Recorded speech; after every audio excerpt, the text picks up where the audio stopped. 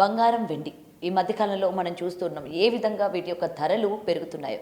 అయితే బంగారంతో పోలిస్తే వెండి కూడా అదే స్థాయిలోని పోటాపోటీగా పెరుగుతుండడంలోని ప్రజలందరూ కూడా షాక్ అవుతున్న పరిస్థితి కనిపిస్తోంది. అంటే ఒకవేళ గోల్డ్ రేట్ పెరిగినప్పటికీ సరే సిల్వర్ కొందాంలే అంటే ఆల్టర్నేటివ్‌ని చూస్ చేసుకునే వాళ్ళకి అది కూడా అదే స్థాయిలో పెరగడం నిజంగా ఆందోళన వ్యక్తం చేస్తున్నారు. ఇటు బంగారు ప్రియులు కావచ్చు, లేకపోతే వెండి ప్రియులు కావచ్చు. మరి ఇది ఇంకా పెరిగే అవకాశం ఉందా? ఒకవేళ పెరిగితే ఈ మధ్య కాలంలోని పెరిగిందనగానే వెంటనే ఆందోళన పడిపోయి ఇంకా మనం అప్పు చేసైనా సరే వెళ్ళి కొనేయాలి, మళ్ళీ రేపు పొద్దున్న దీని నుంచి ఇంకా ఎక్కువ శాతం పెరిగిపోయే అవకాశం ఉంది కాబట్టి ఇప్పుడే మనం కొనేయాలి అని చెప్పి చాలామంది తొందరపడుతూ ఉంటారు. మరి అలా కొనడం కరెక్టేనా? సో వీటన్నిటి గురించి తెలుసుకుందాం ఈరోజు మనతో పాటు బిజినెస్ అనలిస్ట్ నాగేంద్ర సాయి గారు ఉన్నారు. సార్ నమస్తే.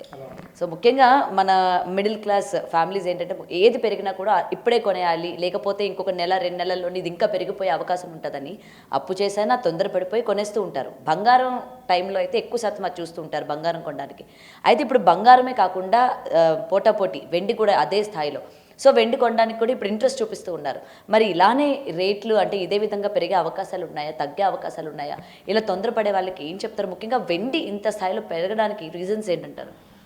సో మనకి బంగారం అనేది మన భారతీయులకి చాలా కాలం నుంచి మన బ్లడ్లో ఆల్మోస్ట్ గోల్డ్ ఉందని చెప్పుకోవచ్చు. ఎందుకంటే మనకి ప్రతి ఒక్కరికి ఒక అమ్మాయి పుట్టిందంటే ఒక తులం బంగారమైనా ఖచ్చితంగా ఉండాలి, ఎంత అసలు లేని వాళ్ళు అయినా సరే బంగారం ఉండాలి అనే మన కల్చర్లోనే అది ఇన్వైబ్ అయిపోయిందండి.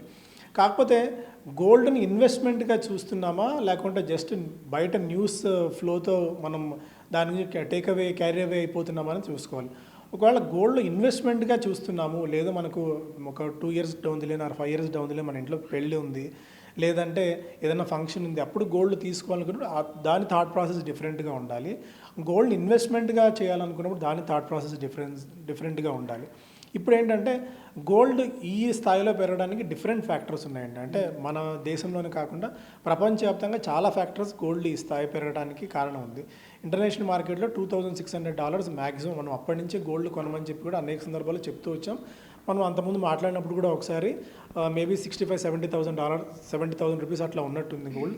1 lakh రూపీస్ అవుతుంది అయినా ఆశ్చర్యపోవాల్సిన అవసరం లేదన్నది అప్పుడు అనుకున్నాం. ఇప్పుడు 1 lakh కాదు 2 lakhs అయినా ఆశ్చర్యపోవాల్సిన అవసరం లేదనుకున్న మాట ఎందుకు వచ్చిందంటే ప్రపంచవ్యాప్తంగా అనిశ్చితి విపరీతంగా పెరిగిపోయింది. ఎందుకంటే గ్లోబల్ టెన్షన్స్ ఉన్నాయి, జియో పొలిటికల్ టెన్షన్స్, అటు చాలా దేశాల్లో యుద్ధ వాతావరణం ఉంది. అండ్ డొనాల్డ్ ట్రంప్ తీసుకుంటున్న అనేక డెసిషన్స్ అటు పక్కనున్న కెనడా మీద కానీ, చైనా మీద, బ్రెజిల్ మీద, ప్రపంచంలో ఈవెన్ కొరియా మీద, అంటే ప్రపంచంలో ప్రతి దేశం మీద తారిఫ్స్ తాను విధించాలని, ఒక ఆధిపత్యం తెచ్చుకోవాలని చెప్పి ఆయన తీసుకుంటున్న అనేక డెసిషన్స్ వల్ల ఒక అనిశ్చిత వాతావరణం నెలకొంది. ఎప్పుడైతే అనిశ్చిత వాతావరణం నెలకొంటుందో అప్పుడు గోల్డ్ పెరగడం స్టార్ట్ అవుతుంది. ఎందుకంటే కరెన్సీకి విలువ అనేది తగ్గిపోతుంది. రేపు పొద్దున ఏం జరుగుతుందో తెలియదు అనుకుంటున్నప్పుడు కరెన్సీలు అన్నీ పక్కన పడేసి గోల్డ్ ఎక్కువ కొనడానికే ప్రపంచవ్యాప్తంలో మేజారిటీ హెడ్జ్ ఫండ్స్ కానివ్వండి, లేదంటే టాప్ ఇన్వెస్టర్స్ కానీ గోల్డ్కి ఫస్ట్ ప్రయారిటీ ఇస్తారు. ఇంకొకటి ఏంటంటే ఇంతకాలం మనం డాలర్ని, ప్రతి దేశం కూడా డాలర్ని రిజర్వ్ కరెన్సీగా పెట్టుకుంటూ వస్తారు, యుఎస్ డాలర్ని. వాళ్ళు కూడా అలాంటి వాళ్ళు 2016 వరకు ఉన్న సినారియో 2026 సినారియో చూస్తే లాస్ట్ 10 ఇయర్స్లో డాలర్కి ఉన్న వెయిటేజ్ బాగా తగ్గిపోతూ వస్తుంది. యుఎస్ డాలర్కి ఒకప్పుడు 60% ఉన్న వెయిటేజ్ కాస్తే ఇప్పుడు 40% వెయిటేజ్ తగ్గిపోయింది. అంటే డాలర్ని యుఎస్ డాలర్ రిజర్వ్ కరెన్సీగా పెట్టుకోవడం మానేసి దాని నుంచి వైద్యులకి గోల్డ్ని లోడ్ చేసుకుంటూ వస్తుంది. ఎందుకంటే గోల్డ్ ఒక సేఫ్ హెవెన్ లాగా, ఒక హెడ్జ్ మెకానిజంలో భాగంగా రేపు పొద్దున్న ఏదైనా సరే యుఎస్ డాలర్ వాల్యూ తగ్గిపోతుంది. యుఎస్ డాలర్ ఎందుకంటే యుఎస్ ఎకానమీ వీక్ అవుతుంది. ఎకానమీ వీక్ అవుతున్న టైంలో యుఎస్ డాలర్ని కొనుగోలు చేస్తే రిస్క్ అవుతుంది అనుకుంటున్నప్పుడు దాన్ని డంప్ చేసి గోల్డ్ని మనం బాగా కొంటున్నాం. నాట్ ఓన్లీ మనం ఇప్పుడు యుఎస్ చైనా కానివ్వండి, మనం కానీ టన్నుల కొద్ది బంగారాన్ని మనం కొనుగోలు చేస్తున్నాం. మన రిజర్వ్స్లో గోల్డ్ని ఎక్కువగా పెట్టుకుంటున్నాం. అందువల్ల కూడా గోల్డ్ ధర ఈ స్థాయిలో పెరగడానికి కారణమవుతుంది. సో గోల్డ్ ఇక్కడి నుంచి ఇంకా ఎంతవరకు పెరగచ్చు అంటే దానికి డొనాల్డ్ ట్రంప్ ఉన్నంత వరకు గోల్డ్ ఎక్కడి దాకా వెళ్తున్నది ఎవరు ప్రెడిక్ట్ చేసే పరిస్థితి అయితే లేదు. తగ్గే అవకాశాలు అంటే మేబీ ట్రేడింగ్ చేసేవాళ్ళు కొద్ది గొప్ప తగ్గితే తగ్గచ్చేమో. ఇక్కడి నుంచి అది 10% తగ్గచ్చా, 20% తగ్గచ్చా, ఎంత తగ్గచ్చో తెలియదు. కానీ బట్ డొనాల్డ్ ట్రంప్ ఉన్నంత వరకు అనిశ్చితి అనేది ఉంటుంది. అనిశ్చితి ఉన్నంత వరకు, ప్రెడిక్టబిలిటీ మార్కెట్లో లేనంత వరకు గోల్డ్ అయితే పెరుగుతూనే వెళ్తుంది. అది ఎక్కడి దాకా వెళ్తుంది అంటే ఇప్పుడు మనం మాట్లాడుకుంటున్నాం, అది 1,50,000 ఉండదు, అది 2 లక్షలు అవుతుంది కావచ్చు, 4 లక్షలు కావచ్చు, ఎంతైనా కావచ్చు, దాని గురించి అయితే చెప్పలేం. బట్ వెండికి డిఫరెంట్ సినారియో అండి, గోల్డ్కి డిఫరెంట్ సినారియో అయితే చూడాలి. గోల్డ్ పెరిగినా సరే ప్రజలు సరేలే ఎప్పుడు ఉంటూనే ఉంటుంది కదా అని చెప్పి లైట్ తీసుకుంటూ ఉంటారు, కానీ వెండి కూడా అదే స్థాయిలో పెరుగుతుంది. సో వెండికి ఇండస్ట్రియల్ డిమాండ్ ఒకటే రీజన్ అండి. గోల్డ్కి ఏంటంటే ప్రతి దేశం వాళ్ళ కరెన్సీ, వాళ్ళ వార్ చెస్ట్లో ఆర్ఎల్స్ వాళ్ళ దీనిలో పెట్టుకోవడానికి చూస్తారు కాబట్టి గోల్డ్ పెరిగినా ఒక లెక్క, ఎందుకంటే బయట అనిశ్చిత వాతావరణం ఉంది కాబట్టి. బట్ సిల్వర్కి అలాంటి సినారీ ఎప్పుడూ లేదండి. అంటే సిల్వర్ ఎంత పెరగడం, $30 నుంచి ఏకంగా $120 పెరగడం ఈ ఇయర్ స్టార్టింగ్లోనే 2026లోనే, అంటే స్టార్ట్ అయ్యి మనకి ఇంకా 25 డేస్ కూడా కాలేదు, ఇది ఇప్పటికే 20% పెరిగింది. 2025 ఆల్మోస్ట్ 60% సిల్వర్ రిటర్న్స్ ఇవ్వడం చూస్తున్నాం. అంటే ఇంతటి రిటర్న్స్ ఇవ్వడం అనేది ఏ అసెట్ క్లాస్ కూడా, అది బంగారం అవనివ్వండి, వెండి అవనివ్వండి, స్టాక్ మార్కెట్ అవనివ్వండి, క్రిప్టో కరెన్సీ అవనివ్వండి, you name any asset class 90 degreesలో వర్టికల్గా అయితే ఏది రియల్ ఎస్టేట్ ప్రైజెస్ అయినా సరే ఏవి పెరుగుతూ వెళ్ళవు. ఎక్కడో చోట ప్రైస్ అడ్జస్ట్మెంట్, ప్రైస్ రియలైజేషన్ అనేది జరగాలి.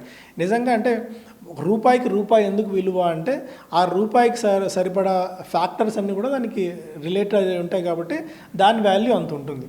ఇప్పుడు గోల్డ్ కూడా దాని వాల్యూ ఎంత ఉంటుందంటే దానికి ఎక్కడో చోట ప్రైస్ రియలైజేషన్ అనేది ఒకటి జరగాలి. ఆ ప్రైస్ రియలైజేషన్ ఎక్కడ జరుగుతుంది అని అనుకున్నప్పుడు మిగిలిన గ్లోబల్ ఫ్యాక్టర్స్ అన్ని కారణం అవుతాయి కాబట్టి గోల్డ్ పెరుగుతుంది. బట్ సిల్వర్కి ఇండస్ట్రియల్ డిమాండ్ ఉంది. ఇప్పుడు రకరకాల ఎలక్ట్రిక్ వెహికల్స్లో కానివ్వండి, బ్యాటరీస్ తయారీలో కానివ్వండి, రెన్యూబుల్ ఎనర్జీ సోలార్ ప్యానల్స్ తయారీలో కానీ రకరకాల వాటికి సిల్వర్ ఇండస్ట్రియల్ డిమాండ్ ఉంది. ఏ ఇండస్ట్రీ కూడా ఈ లెవెల్స్ దగ్గర ఆ ధరలు పెట్టుకొని సస్టైన్ అయితే అవ్వలేదు. సో ఒకవేళ ఇంత పెరిగింది కదా మనం ఆపేద్దాంలే అని చెప్పి అనుకున్నప్పుడు ఆటోమేటిక్గా డిమాండ్ అండ్ సప్లైలో భాగంగా అంటే వేరే ఆల్టర్నేటివ్ మెటల్ని మళ్ళీ చూస్ చేసుకునే అవకాశం ఏమైనా? సో ఇమీడియట్గా అయితే జరగదండి, ఎందుకంటే ఇవన్నీ ఇయర్స్ టుగెదర్ రీసెర్చ్ చేసి వచ్చిన తర్వాత కాబట్టి సిల్వర్ బదులు ఇమీడియట్గా వేరే ఏదైనా వస్తువు వాడి చేద్దాంలే అనుకునే పరిస్థితి ఉండదు. సో సిల్వర్ డిమాండ్ సిల్వర్కి ఉండే ఉంటుంది ఇండస్ట్రియల్లో.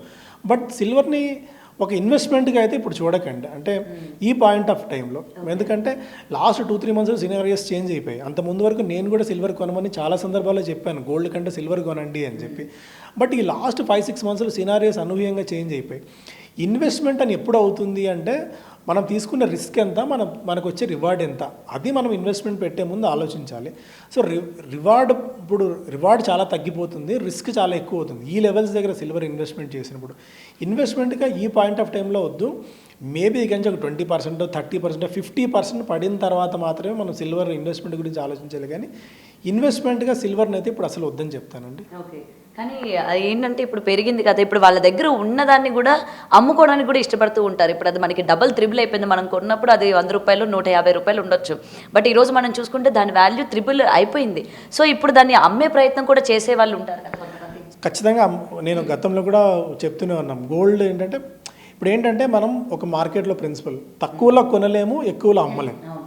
సో ఎందుకంటే ఎక్కడో చోట ప్రాఫిట్ బుక్ చేసుకోవాలనుకున్నప్పుడు ఒకవేళ మీరు సిల్వర్ మంచి ధరలో కొన్నారు, లక్షన్నరకు కొన్నారు అనుకోండి, మంచిగా ప్రాఫిట్ బుక్ చేసుకోండి. ప్రాఫిట్ బుక్ చేసుకుని మళ్ళీ కావాలంటే కొనండి. సో ఇప్పుడు ఇది 15 daysలో 5 లక్షలు అవుతుంది, 6 లక్షలు అవుతుంది, అసలు మనం ఇక సిల్వర్ కొనలేము. ఒకవేళ సిల్వర్ కొన్నా మీరు ఏం చేస్తారు దాన్ని చెప్పండి?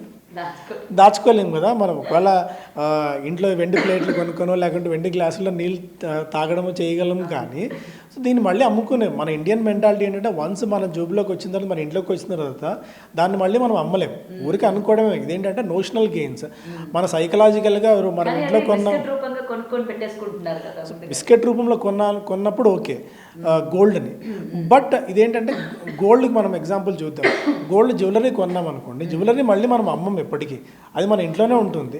సో ఈరోజు ₹1,50,000 పెట్టి కొన్నాము, రేపు పొద్దున 2 లక్షలు ఏంటంటే ఎవరు మనం కొన్న వాల్యూ పెరిగిందని అనుకొని సంతృప్తి పడతాం తప్ప మళ్ళీ దాన్ని అమ్మి ట్రేడ్ చేయాలనుకున్న ఇండియన్ మెంటాలిటీ మన దగ్గర ఉండదు. బట్ సిల్వర్కి ఏంటంటే ఒకవేళ మీరు బిస్కెట్స్ రూపంలో కనుక కొనుగోలు చేసుకుంటే వాటిని ట్రేడ్ చేసుకోండి.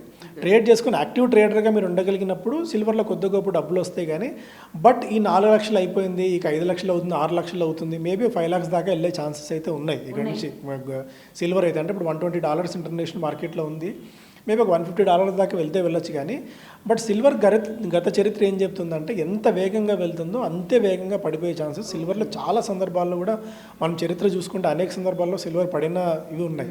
బట్ అప్పుడున్న సినారియోస్ వేరు, ఇప్పుడున్న సినారియోస్ వేరు అని చెప్పి చాలామంది వాదించడానికి ట్రై చేస్తారు. కానీ ఎప్పటికప్పుడు సినారియోలు కొత్తగా మారిపోతూ ఉంటాయి. ఇప్పుడున్న పరిస్థితుల్లో మేబీ కొద్దిగా సిల్వర్ పెరిగితే పెరగచ్చు కానీ బట్ ఇన్వెస్ట్మెంట్ క్లాస్గా ఈ పాయింట్ ఆఫ్ టైంలో సిల్వర్ని ఈ లెవెల్స్ దగ్గర అయితే నేను కొనమని అయితే సజెస్ట్ చేయలేనండి. ఓకే సార్, బట్ అయినా మనం సజెస్ట్ చేయలేకపోయినా జనాలు దాన్ని తీసుకోవడానికి రెడీగా ఉండరు కదా. వాళ్ళు చెప్పేటోళ్ళు అట్లనే చెప్తారు, ఇది పెరిగితే మాకే కదా అది ప్లస్ అవుతుంది, మా ఫ్యామిలీస్కి ప్లస్ అవుతుంది, ఫ్యూచర్స్కి ప్లస్ అవుతుంది అని చెప్పి. అండ్ వెండిలో కూడా పాల వెండి ఇంకా మళ్ళీ దాన్ని కూడా డివైడ్ చేసుకుంటూ ఉంటారు, ఇది కొంటే మనకి ఇంత కాస్ట్ ఆఫ్ ఉంటుంది, ఇది కొంటే ఇంత కాస్ట్ ఆఫ్ ఉంటుంది అని చెప్పి. సో యాజ్ అన్ ఇన్వెస్ట్మెంట్ ఎక్స్పర్ట్గా, యాజ్ అన్ ఇన్వెస్ట్మెంట్ అడ్వైజర్గా మేము ఎప్పుడైనా సరే గోల్డ్కి కానీ సిల్వర్కి కానీ మ్యాక్సిమం మా పోర్ట్ఫోలియోలో మేము ఇచ్చే వెయిటేజ్ 10% అండి. అంటే మీ దగ్గర 100 రూపాయలు ఉంది అంటే 100 రూపాయలు మ్యాక్సిమం 10 రూపాయలు ఒక అసెట్ క్లాస్కి మనం ఇన్వెస్ట్ చేయగలం. సో గోల్డ్ ఎంత పెరిగినా సిల్వర్ ఎంత పెరిగినా సరే సో మనం మళ్ళీ కొనలేమేమో అన్న థాట్, అంటే ఇన్ఫార్మ్డ్ ఇన్వెస్టర్గా ఉండాలి, ఒక స్మార్ట్ ఇన్వెస్టర్గా ఉండాలి. మనం ఇన్వెస్ట్మెంట్ అన్న యాంగిల్ ఆలోచించినప్పుడు ఇన్వెస్ట్మెంట్ అని ఎప్పుడు అవుతుంది అంటే మనకు ఆపర్చునిటీ వచ్చినప్పుడే కొంటాం. ఆపర్చునిటీ ఇప్పుడు రియల్ ఎస్టేట్ చూసుకుందాం, రియల్ ఎస్టేట్ బాగా పెరిగిపోతుంది, కోకాపేటలో ఎకరా 120 కోట్లు, మనం వెళ్ళి కొనలేము కదా. రేట్లు పెరుగుతూ ఉన్నప్పుడు వెళ్ళి మనం రిస్క్ తీసుకోకూడదు. అందుకే అంటారు పెద్దవాళ్ళు కూడా, పరిగెడుతున్న గుర్రాన్ని ఎక్కకండి, ఎక్కే ధైర్యం చేయకండి అని చెప్పి. సో ఇది వన్స్ విపరీతంగా పరిగెడుతుంది, అది ఎక్కడ అవుతుందో ఎంత దూరం వెళ్తుందో అనేది మనకు తెలియదు. సో మేబీ కొద్దిగా స్టెబిలైజ్ అయిన తర్వాత దీన్ని ఇన్వెస్ట్మెంట్గా చూడాలనుకున్నప్పుడు దాని మెకానిజం, దాని థాట్ ప్రాసెస్ డిఫరెంట్గా ఉంటుంది. సో ఒకప్పుడు ఏంటంటే మేము 100 రూపాయలు ఇన్వెస్ట్ చేయాలి, మీ దగ్గర 100 రూపాయలు ఉందంటే సిల్వర్కి గోల్డ్కి 10% మ్యాక్సిమం 5 to 10% వెయిటేజ్ ఇవ్వండి అని చెప్పేవాళ్ళు. ఇప్పుడు ఏంటంటే అన్సర్టన్ సిచ్యువేషన్స్ ఉన్నాయి కాబట్టి ఆ 5 to 10% కాస్త 10 to 20% అని మన వెయిటేజ్ని పెంచాం ఇప్పుడున్న ఎగ్జాక్ట్ సినారియో. సో మ్యాక్సిమం మన పర్సంటేజ్ అక్కడ వరకే మనం రిస్ట్రిక్ట్ చేసుకోవాలి, కానీ పెరుగుతుంది కదా అని చెప్పి అయితే మనం వెళ్ళాం. ఎందుకంటే యాజ్ అన్ ఈక్విటీ మార్కెట్స్ని ట్రాక్ చేస్తున్న వాళ్ళగా, స్టాక్ మార్కెట్ ట్రాక్ చేస్తున్న వాళ్ళగా మెజారిటీ మీ ఫండ్స్ అన్నీ కూడా ఏదైనా స్టాక్స్లో కానీ మ్యూచువల్ ఫండ్స్లో కానీ ఆర్ఎల్స్ ఇతర asset classes like real estate investment trust కానీ ఆర్ఎల్స్ కొద్దిగా అవగాహన ఉంటే క్రిప్టో కరెన్సీలో కానీ వాటి వైపు వెళ్ళమని చెప్తాం. కానీ సో గోల్డ్లో విపరీతంగా పెరుగుతుంది కదా, మన డబ్బులన్నీ తీసుకెళ్ళి ఒకేసారి కుమ్మరిస్తామంటే సో సడన్ క్రాక్ ఒక 20% క్రాష్ వచ్చిందో 30% క్రాష్ వచ్చింది అనుకోండి, సో చిన్న ఇన్వెస్టర్స్ అది దాన్ని డైజెస్ట్ చేసుకోలేము. సో అందువల్ల ఇన్వెస్ట్మెంట్ అన్న యాంగిల్ వేరు, సో మనం అందరూ కొంటున్నారు కదా మనం కూడా కొనాలి అన్న థాట్ ప్రాసెస్ వేరు. దాన్ని మిమ్మల్ని మీరు ఎలా క్లాసిఫై చేసుకుంటారు, మిమ్మల్ని మీరు ఎలా యాజ్ అన్ ఇన్వెస్టర్గా చూస్తారా, ట్రేడర్గా చూస్తారా? వాళ్ళు ట్రేడర్గా చూసారనుకోండి యాక్టివ్గా కొంటూ అమ్ముతూ ఉండాలి, అటువంటిప్పుడు ఈటీఎఫ్స్ బెటర్ అవుతాయి. ఫిజికల్ గోల్డ్ కొన్నప్పుడు, ఫిజికల్ సిల్వర్ కొన్నప్పుడు మళ్ళీ మీరు వెళ్ళి అమ్మాలనుకున్నప్పుడు మీకు మళ్ళీ ఛాలెంజెస్ ఉంటాయి. సో ఒకవేళ ట్రేడ్ చేద్దాం అనుకున్నారనుకోండి ఈటీఎఫ్స్లో ఇన్వెస్ట్ చేసుకోండి. ఆ ఈటీఎఫ్స్ ట్రేడ్ చేసుకొని పెరిగినప్పుడు అమ్ముకుంటూ రావడం, తగ్గినప్పుడు కొంటూ రావడం లాంటిది ట్రేడ్ చేయండి. కానీ but physical gold కొనో physical silver కొనో trade చేయాలన్న థాట్లో అయితే మేబీ అది అంత గొప్ప రిటర్న్స్ ఇవ్వకపోవచ్చేమో అనేది నా పర్సనల్. మేబీ నేను రాంగ్ అవ్వచ్చు, రైట్ అవ్వచ్చు, బట్ మార్కెట్లో ఇన్నేళ్ళు ఆల్మోస్ట్ 20-25 ఇయర్స్ ఎక్స్పీరియన్స్ ఉండి రెగ్యులర్గా, అంటే మీకంటే మీరు ఎప్పుడో ఒకసారి రేపు పొద్దున బంగారం ధరలు ఎంత ఉంటాయి న్యూస్ ఛానల్స్లో మాత్రం మీరు చూసి తెలుసుకోగలరు. బట్ ఏంటంటే పొద్దు నుంచి రాత్రి వరకు మేము అదే బిజినెస్లో ఉంటాం, అదే దాన్ని ట్రాక్ చేస్తూ ఉంటాం. కాబట్టి మేబీ ఈ పాయింట్ ఆఫ్ టైంలో నేనైతే వ్యక్తిగతంగా అయితే నేను ఒక లెవెల్ వరకు కొన్నాను, బట్ వ్యక్తిగతంగా ఈ ప్రైజుల్లో అయితే గోల్డ్ అండ్ సిల్వర్లో నేనైతే invest చేయలేనండి. For more videos like this, subscribe Big TV channel.